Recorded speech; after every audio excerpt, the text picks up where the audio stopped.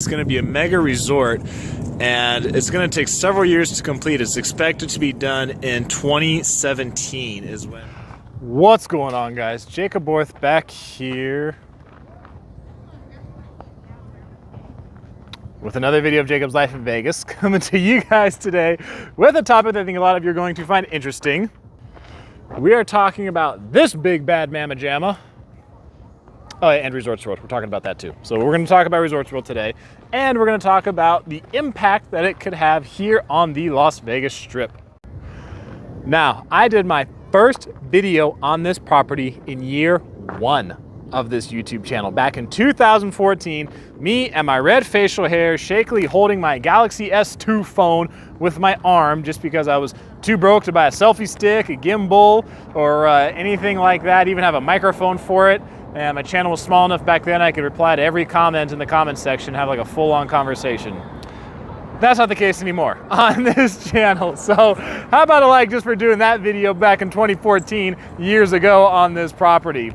And back then, there were actually all kinds of rumors about what Resorts World would have as features. I mean, I keep hearing, I've read everything from a bowling alley to a movie theater to a theme park to an amusement park to a water park to an observation tower to an aquarium to even a panda exhibit. And looking back now, it's interesting to see the thoughts that people had about the features of the property and the completion date and all kinds of things like that, and really just the property in general. You know, there are lots of different ideas people had, and it's kind of interesting how, you know, those ideas and what we thought was going to happen, heck, you know, it's going to be over 7 years, 6.5 years since I did that video from the time this is complete. So a lot of things that we thought were going to happen in between that time did not happen, and things have obviously changed. But now we know for sure what this property will have, and now we can also talk a little bit about what we think, you know, is going to happen when this property opens here on the Strip and the impact it's going to have on Las Vegas Boulevard. Now, Resorts World is currently slated to open in summer of 2021, so that's going to be some big news this year once it does open. But now, just looking at the hotel aspect of it, you know, the hotel, this is a $4.3 billion next-generation integrated resort that will fuse 3 premium hotel brands, being Hilton Hotels, being Resorts LXR Hotels, and Resorts and Conrad Hotels and Resorts. That's lots of resorts. Into its 3,500 room resort towers, providing a variety of luxury room products for every traveler preference, from king and queen guest rooms to luxury suites and villas. Now, the casino portion of itself is going to be 117,000 square feet of gaming. So from slots, table games, private salons, to a dedicated poker room and high limit areas. Now, when it comes to the restaurants inside, this part is definitely going to be a bit unique. Resorts World is going to have an extensive food and beverage portfolio, offering a wide range of cuisine from authentic street food to Michelin-starred dining, including concepts entirely new to the Las Vegas Strip. That is a bold statement, because this place, in a city, in an area that constantly reinvents itself, is always looking to bring something new, bring something unique here.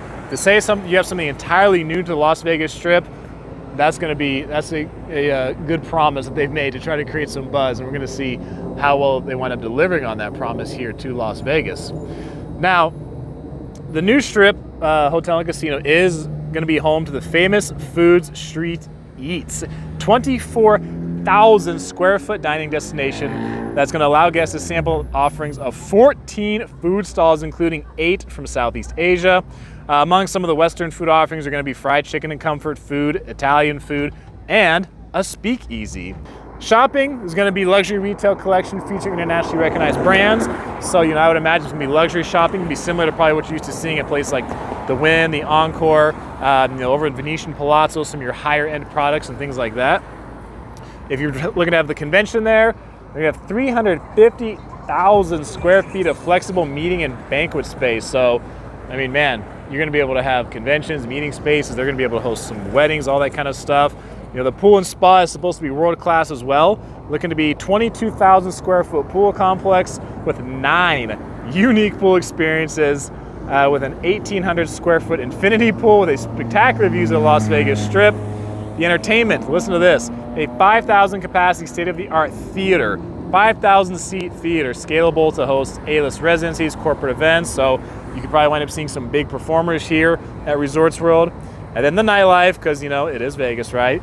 So the concepts for nightlife are going to be a 65,000 square foot nightlife facility or nightlife establishment and day life space. So it's going to be pretty big. So there's going to be, you know, this is going to be interesting to see what actually happens with this. Now, as we talk about the impact a little more of what we can expect from Resorts World here in Las Vegas, it's going to be interesting to see what happens. I know you guys, if you've been on the channel for a while, you've heard me talk about this before, how, you know, the more competition that comes here to the Strip is better for you, the customer. Because what happens oftentimes in situations where you have a monopoly, or, you know, as a lot of people say here in the Strip, a duopoly, where you have one or two big corporations that really have the majority of the influence, you know, sometimes they'll do things or they'll start things like a trend that other properties wind up following on. So like, you know, when paid parking was implemented, that was implemented at first from MGM, right? Then after MGM did that, Caesars followed along.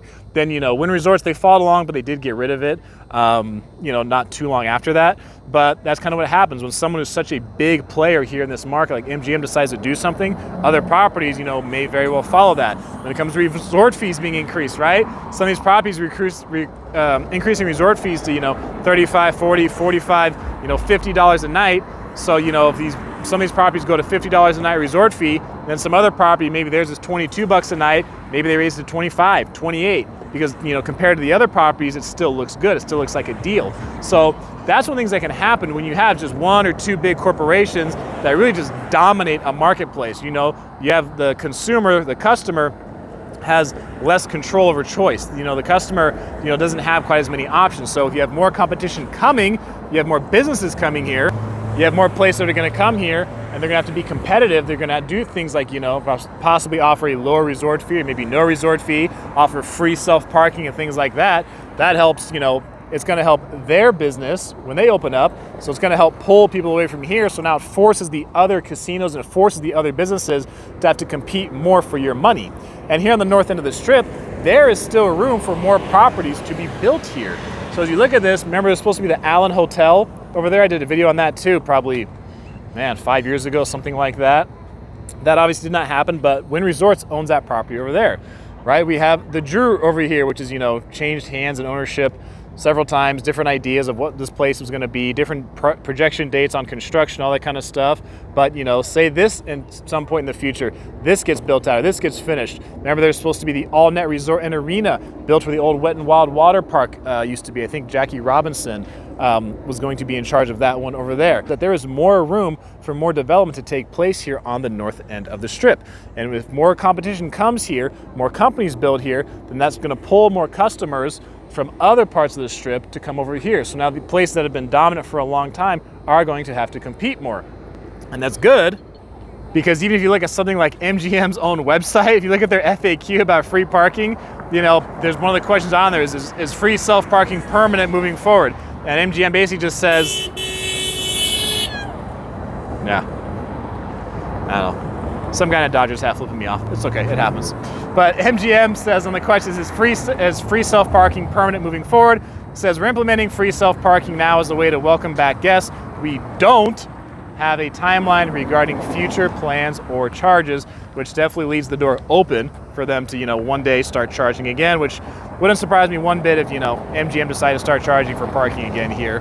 Then also people ask things like, you know, will self-parking be available during events? You know, because still with COVID, you know, having its impact, right? It says on MGM's site that all events are currently paused. We will be re-evaluating event policies as we move forward. So again, they're not saying yes or no, they're just leaving it open to, you know, do that in the future. But yeah, so when it comes to the development here on the north end of the Strip, that increased competition here on the Strip can ultimately be a very good thing for you, the customer, who's looking to come here to Las Vegas, because now you have more choice, you have more options, and these businesses now are going to have to compete more because they have new competitors coming to the marketplace. So that's going to be it for this video, guys. If you didn't hit the thumbs up yet, go ahead and do that, okay? I appreciate you guys watching. I appreciate you guys being so awesome. That is it for this video. I am Jacob, and this is My Life in Vegas.